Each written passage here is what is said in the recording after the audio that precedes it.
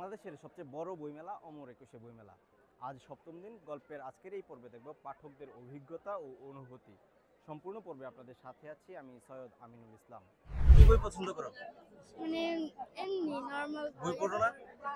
পড়ি, মানে একটু ফ্যান্টাসি টাইপের অ্যাডভেঞ্চারাস এরকম। বই কি কিনেছো? না, এখনো দেখছি। ভালো লাগছে না? মানে এখানে আসলে আমার টাইপের কিছু নাই, বড়দের সবকিছু। তুমি কোন বইটা পড়তে পছন্দ করো? নরমাল আমি এখন হলো হ্যারি পটার পড়া শুরু করছি, বাট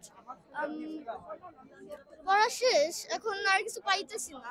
খুঁজেই পাচ্ছ না? হ্যাঁ, কেমন লাগছে? অনেক ভালো লাগছে। কার সাথে এসেছো? আমি আমার ফুপি আর আমার কাজিনের সাথে কোথা এসেছি। থেকে এসেছো? আমি আদাবরদুই থেকে এসেছি, আমার বাসা। কোন ক্লাসে পড়ো তুমি? 4 এ কোন স্কুল? YWCA। Thank you. বইমেলায় এসে আপনার অভিজ্ঞতা কিরকম বা অনুভূতি কি আপনার? আসলে বছরে তো একবারই বইমেলা হয়, তো সেক্ষেত্রে দেখা যাচ্ছে যে সময় করতে পারি না, তারপরেও আসছি। অ্যাটলিস্ট চেষ্টা করি যে নতুন যে লেখক যারা আছে তাদের বই বা নতুন কালেকশন কি আছে সেগুলো একটু খোঁজ রাখার চেষ্টা করি। এতটুকু। কি বই পড়তে পছন্দ করেন? আমি অবসর টাইমে আসলে ধর্মীয় বই যেগুলো আছে এগুলা একটু পড়ার চেষ্টা করি। তাতে দেখা যাচ্ছে যে জীবনের একটা পরিবর্তনের পাথেয় হয়। আবার অনেক সময় দেখা যায় যেটা আমাদের দৈনন্দিন জীবনে প্রয়োজন, অর্থনৈতিক ব্যবস্থা আছে, যেমন আমি একটু আগে একটা বই দেখলাম অর্থনৈতিক ব্যবস্থা। এখন একটা দেখছি মনের মতো সালাত, যে নামাজ কিভাবে পড়লে আমি সঠিকভাবে পড়তে পারবো। এই ধরনের বইগুলোই বেশি দেখা হয় যেটা আমার জীবনের সাথে সম্পৃক্ত। তোমার নাম কি?